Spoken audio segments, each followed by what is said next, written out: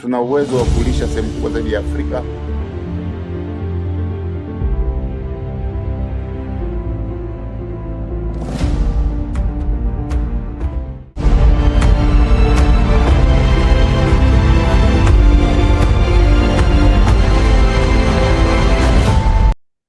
Nafasi ya sekta binafsi ni kubwa kama ilivyoainishwa kwenye dira yenyewe kwamba tutakapofikia mwaka wa 2050 mchango wa sekta binafsi uwe umepatikana kwa 70%. Kwa hiyo kwa muundo tu wa dira yenyewe, maana yake sekta binafsi ndio imepewa nafasi kubwa sana. Kwa hiyo nafasi ya sekta binafsi ni kubwa sana. Kama nitataka kujibu kwa kifupi, ni 70% ya utekelezaji wa dira nzima unaitegemea sekta binafsi. Inawezaje kuharakisha mabadiliko ya hayo ya kiuchumi hasa kwa maana ya hiyo sekta binafsi? Naam.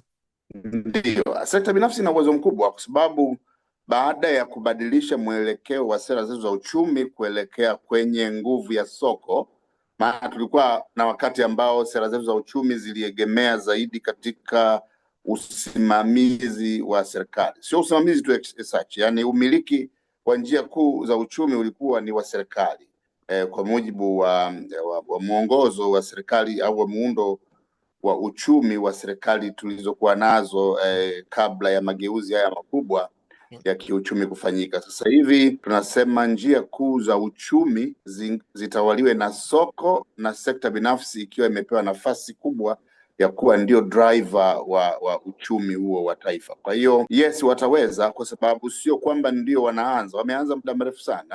Nchi hii imetegemea kuendesha uchumi wake kupitia kodi, na kodi imepatikana kwa sababu tumeendelea kupanua wigo wa kodi, tax base. Kwa hiyo wafanyabiashara wengi zaidi wameingia kwenye uzalishaji na kufanya biashara ambayo matokeo yake serikali imepata gawio kupitia kodi. Kwa hiyo wataweza, kwa sababu ni jambo ambalo wameshaanza kulifanya. Tunao wafanyabiashara wakubwa waliogawanyika katika sekta mbalimbali, sekta za kilimo, kuna wafanyabiashara ama kwa kulima ama kwa kushughulika na mazao ya shambani. Sekta za madini tuna wafanyabiashara, sekta za maliasili na utalii kwa maana ya utalii wenyewe tuna wafanyabiashara wa eneo hilo. Misitu unaweza kusema ndio, tuna watu wanafanya biashara za misitu, wengine hata wanapanda na kuvuna misitu hasa ukanda ule wa kusini nyanda za juu. Kwenye eneo la bahari, uchumi wa blue pia ndio tunao private sector, wanamiliki mameli, wanavua na wanafanya biashara za chumvi na zinginezo, na samaki kwa ujumla. Kwa hiyo unaona kila pahala tunao wafanya biashara ambao kwa sehemu kubwa sana kazi ya serikali imebaki tu ya kuangalia sera, sheria na kutunga taratibu za kuweza kusimamia ukuaji wa hatua kwa hatua wa sekta binafsi. Kwa hiyo nadhani wanaweza, kwa sababu tuna sekta binafsi yenye uwezo mkubwa, yenye uzoefu mkubwa sana. Na umeyataja maeneo mengi ama sekta nyingi hapo, ni maeneo gani muhimu ambayo sekta binafsi na wawekezaji wanapaswa kuyapa mkazo ili kuongeza uzalishaji, kujenga viwanda na kuongeza thamani ya bidhaa za Tanzania na kuunda ajira zaidi? Uchumi wowote ule ili ukue kwa kasi, tunahitaji kuona namna tunavyoweza kulikamata soko la nje. Kwa hiyo tuna bidhaa nyingi ambazo tunapeleka nje, huko ndiko wafanyabiashara angeweza kujikita. Na sasa tuhame kutoka kupeleka bidhaa ghafi, sasa tupeleke bidhaa ambazo zimeongezewa thamani. Kwa hiyo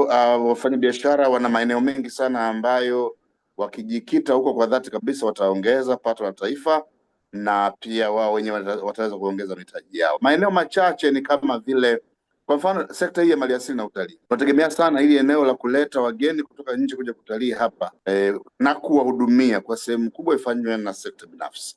Na hivi tunavyozungumza, nadhani sekta binafsi katika eneo hili la utalii wamejipanga vizuri sana, wamejipanga vizuri, na kwamba mimi naamini ongezeko la watalii litaweza kufikiwa sawa sana na malengo ya dira, kwa sababu mahoteli mengi, huduma za kuhudumia watalii porini kama vile magari na vitendea kazi mbalimbali, mabaluni, mpaka ndege. Tuna sekta binafsi wanamiliki ndege hizi ndogo ndogo hivi tunavyozungumza.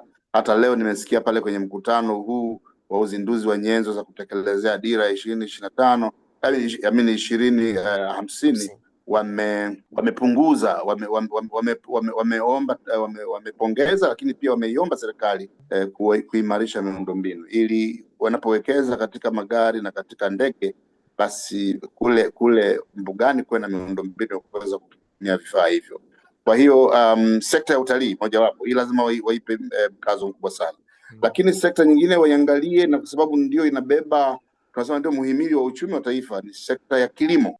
Bado sekta ya kilimo, ukiangalia ukubwa wa ardhi tulionayo na uzalishaji wa chakula tunaofanya, hata kama tunafanikiwa kuzihudumia nchi zetu jirani hapa, mara nyingi wanapata chakula kutoka kwetu, Kenya na maeneo mengine wanapata chakula kutoka hapa, lakini tuna uwezo wa kulisha sehemu kubwa zaidi ya Afrika na pengine kupeleka chakula hata nje ya Afrika. Kwa hiyo tunahitaji kuangalia sekta ya kilimo izidi kuvutia wawekezaji wengi zaidi wa ndani, na vivutio vinavyohitajika vipatikane, ikiwemo mitaji, ili watu waweze kufanya sekta ya kilimo kile cha kimageuzi kabisa. Lakini sekta nyingine nije kwenye uchumi wa bluu, sekta binafsi inaweza ikajikita baharini.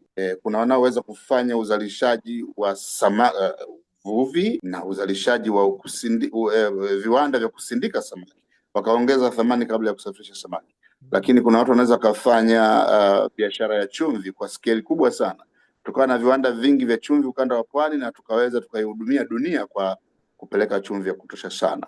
Lakini sekta hiyo ya utalii, baharini bahari ina mchango mkubwa sana kwa maana ya fukwe zake. Kwa hiyo tuna fukwe, lakini tuna visiwa ambavyo wawekezaji binafsi wakiamua kuwa serious katika eneo hilo, fedha zitatosheleza sana, kwa sababu Tanzania imeorodheshwa kama nchi yenye vivutio vingi, na vivutio vyetu vingine vimekuwa vinashika nambari moja duniani.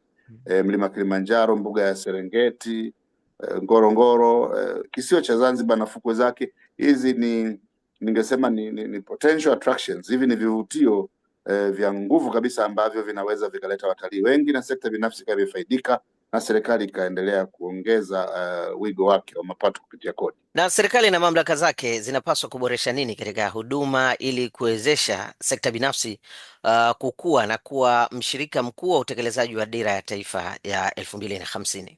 Kabla ya kushauri nini wafanye, tuzungumzie pia nini wamekushafanya. Serikali imefanya marekebisho makubwa sana ya sheria.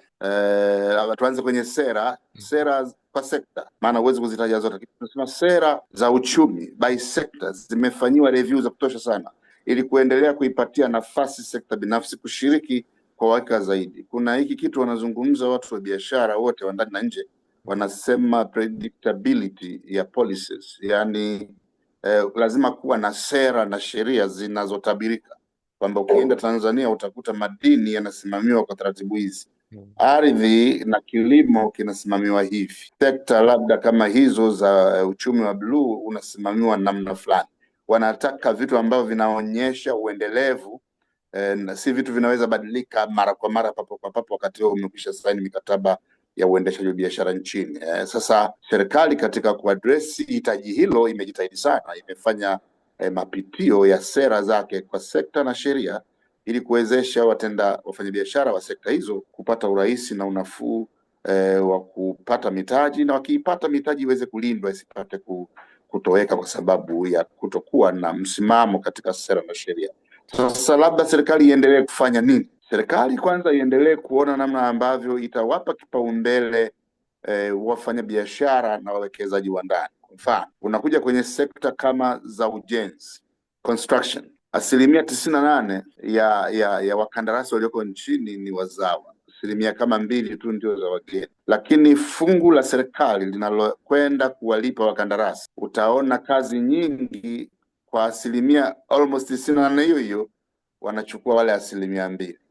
Alafu hawa 98% wazawa wanagawana 2% ya uwekezaji wa serikali katika miradi yote hiyo ya miundombinu, majengo na kadhalika. Sasa nimeona eneo hili linahitaji attention, na sikupata fursa leo ya kufuatilia hatua kwa hatua kilichokuwa kinaendelea pale Ikulu, kwa maana ya mkutano huu wa uzinduzi wa nyenzo za kutekelezea dira ya 2050. Maana ndio kikao kilichokuwa kimekutanisha leo rais wa Tanzania na rais wa Zanzibar, wamekutana na wafanyabiashara wa sekta mbalimbali kufanya uzinduzi wa nyenzo za utekelezaji wa dira ya 2050 kwa sekta binafsi, kupitia sekta binafsi. Sasa lakini naamini kama kuna maeneo tunahitaji serikali izingatie pamoja na hilo, kwamba waendelee kukuza uwezo wa makandarasi wa ndani kwenye sekta ya ujenzi,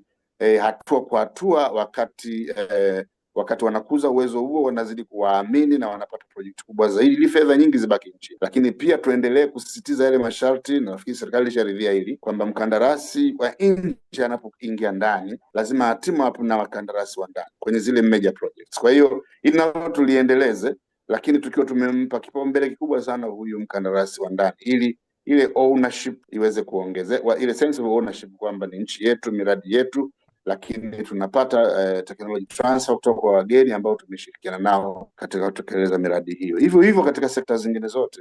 Kuna mkazo wa kutaka kuwa na uwekezaji mkubwa kwenye kilimo sasa hivi, lakini ukiwekeza katika sekta ya kilimo tuzingatie pia wazawa nao wanapaswa kulima. Kwanza kwa asili tu wazawa ni wakulima, wako kwenye ardhi zetu za mikoa wanalima.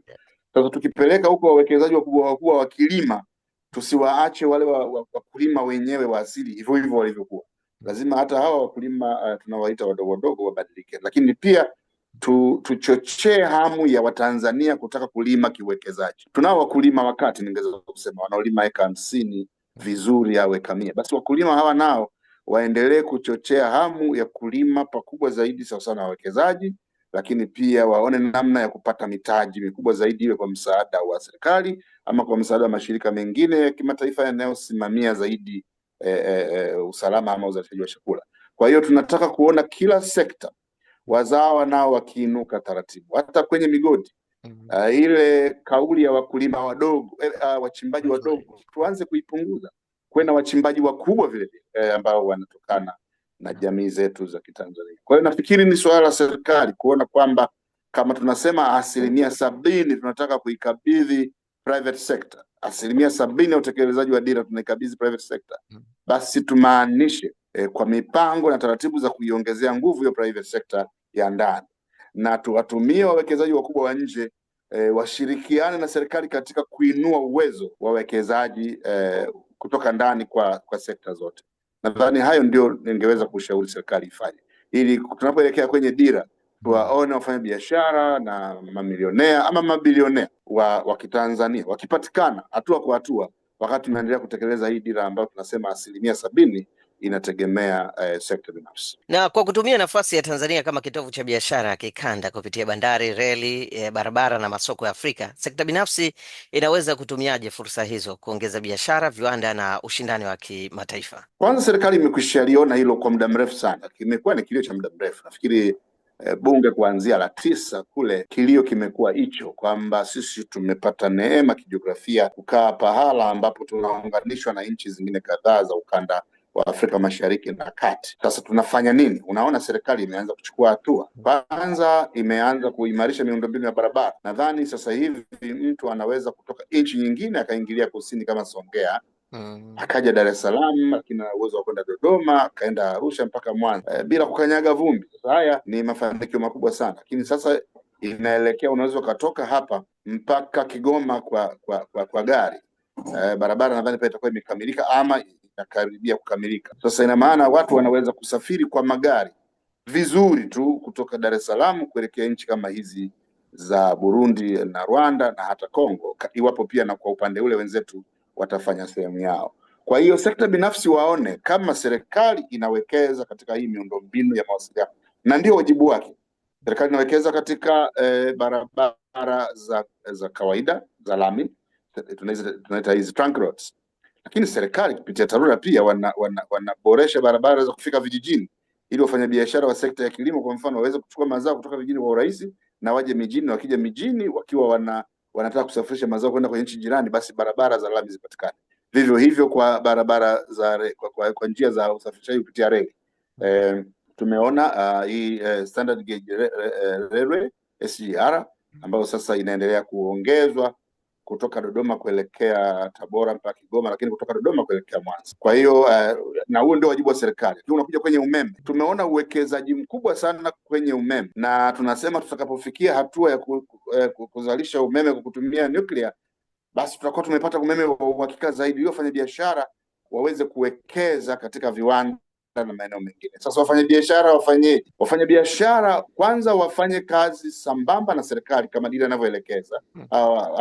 Hizi pande zote mbili zina ushirikiano mkubwa, lakini uwekezaji unaofanywa na serikali sekta binafsi wasiache uende bure. Uwekezaji unaofanywa na serikali katika eneo la umeme, eneo la miundombinu ya barabara na reli, lakini tumeona uboreshaji katika maeneo ya bandari zote tu za maji baridi na maji ya bahari. Lakini tunaona uwekezaji katika namna tunapozungumzia bandari, tunazungumzia namna ya kuenda mizigo. Tuna hizi dry ports, na sasa tunapokuwa na reli ya uhakika inayokwenda kwa kasi mpaka Kigoma, imana zile nchi tunaweza kuzisema vizuri. Sasa nani anayetakiwa kufika kwenye zile nchi? Ni sekta binafsi. Sasa serikali inatengeneza mazingira wezeshi, inajenga miundombinu, lakini sekta binafsi ndio ichangamke kutafuta mitaji na kuanza kufanya biashara na nchi jirani, kwa sababu haitakuwa sawa.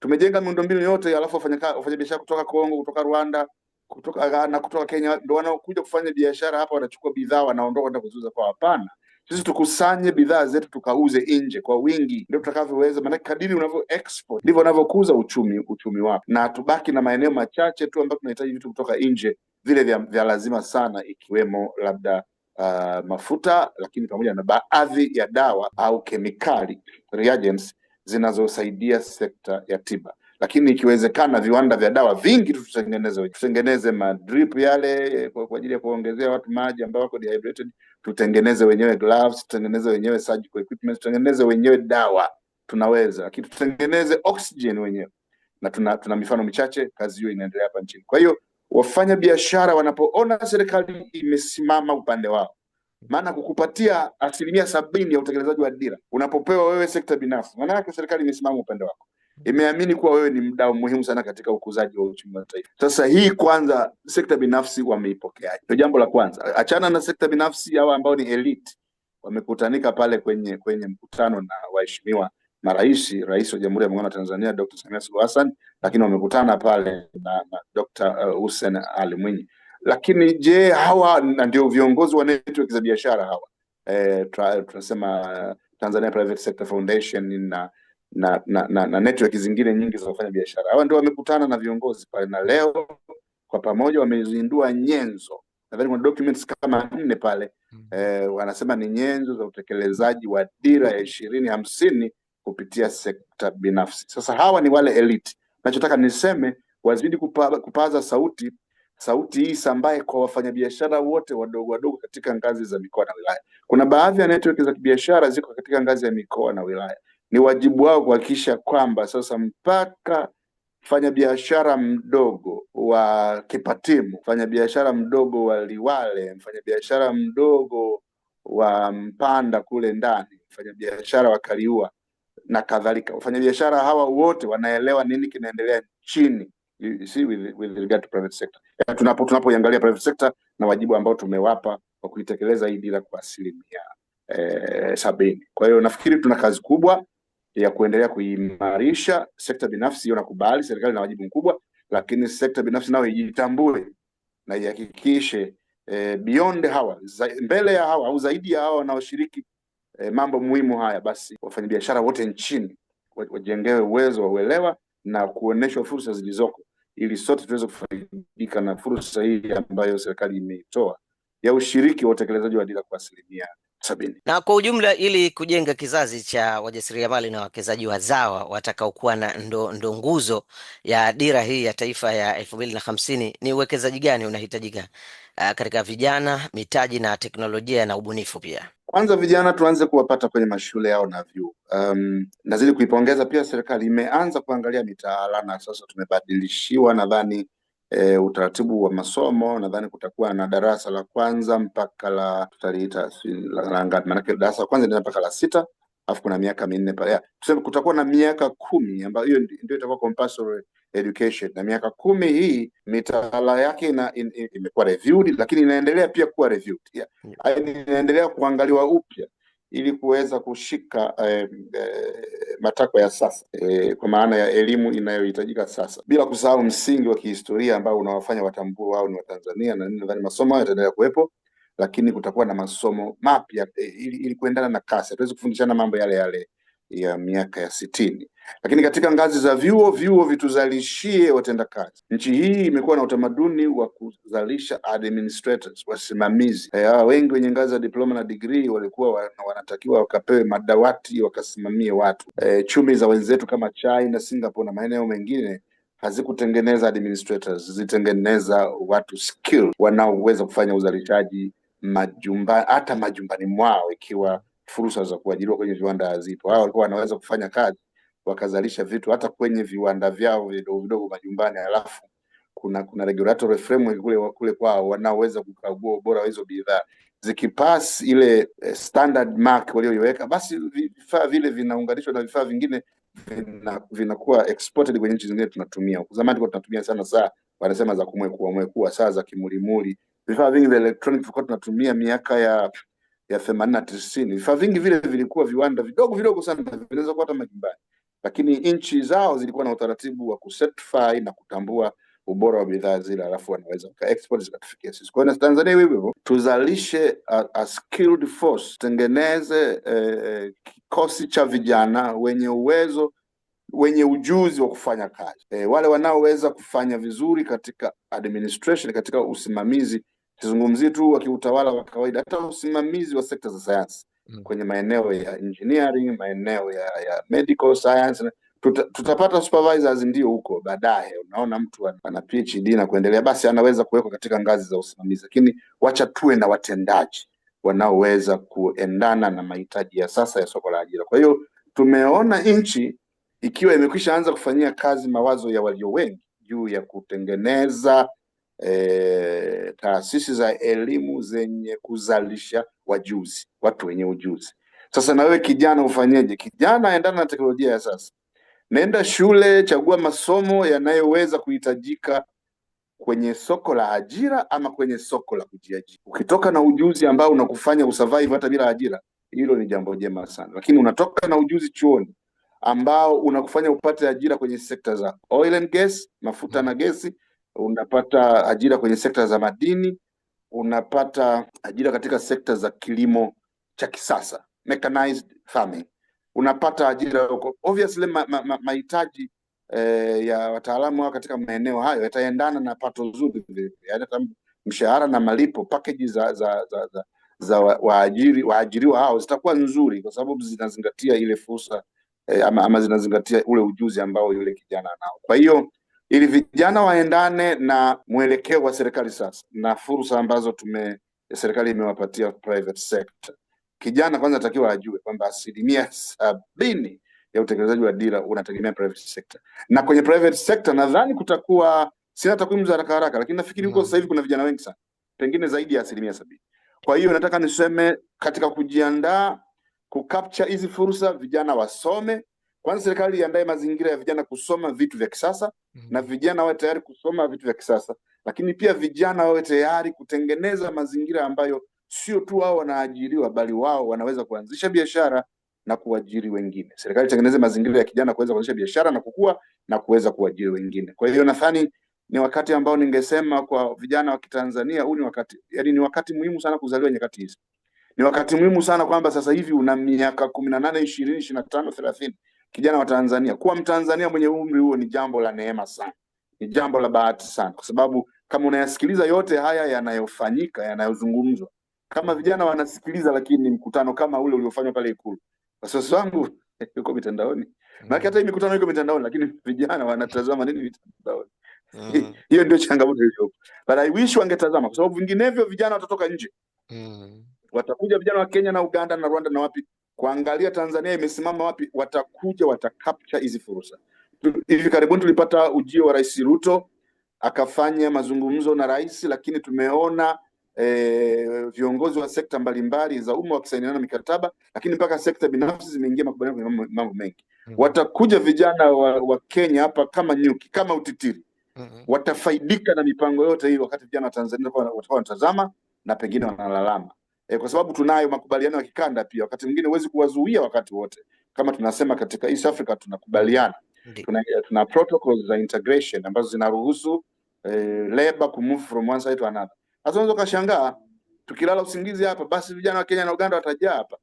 Tuna uzoefu, tuliwaona kwenye mahoteli wa vijana wa Kenya na Uganda ndio walikuwa na manage hotel industry hapa nchini. Sasa hali hii haipaswi kuendelea, lazima kuwe na competition, na sisi tunataka na wakwetu watoke Tanzania waende wakajae kwenye sekta mbalimbali za kule. Kwa mfano wakianza sekta ya gesi kule Kenya, kwa mfano ningetarajia Watanzania wakadominate soko lile la ajira kule Kenya kwa sababu ya uzoefu ambao pengine umeshapata. Kwa hiyo yes, nchi inafanya, sekta za kibiashara nazo ziangalie namna wanavyoweza kuexploit hiyo fursa, lakini na vijana waliosoma na ambao hawajasoma wakae katika mlengo wa kufaidika na mtazamo na mpango na maono ya serikali kwa sasa kuelekea dira ya 2050.